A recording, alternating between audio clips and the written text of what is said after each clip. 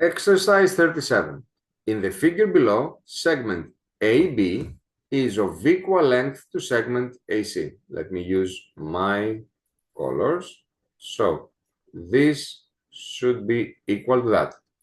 What is the size of the angle ABC? ABC is this one here. So we are looking for the size of this angle. Okay. Since in triangle ABC, AB is given to be equal to AC, then triangle ABC is an isosceles one. But an isosceles means two things: two equal sides. Okay, we knew that. That's how we actually found that it is an isosceles.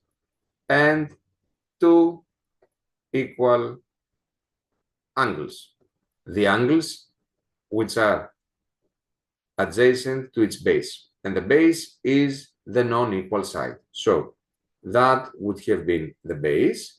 And that means that the angle I'm looking for, which is angle B, and angle C, would have been equal to each other. And let me set them as X.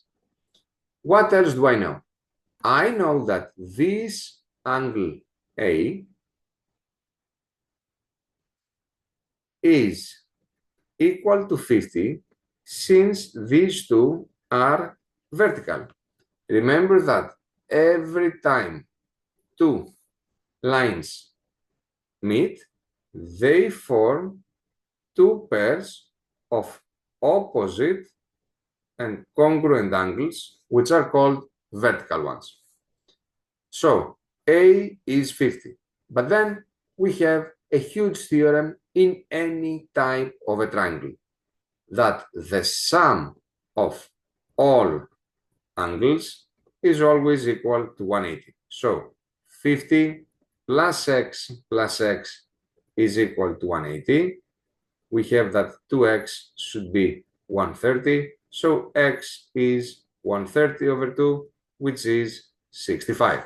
So the size of the angle ABC in this exercise would be equal to 65 degrees.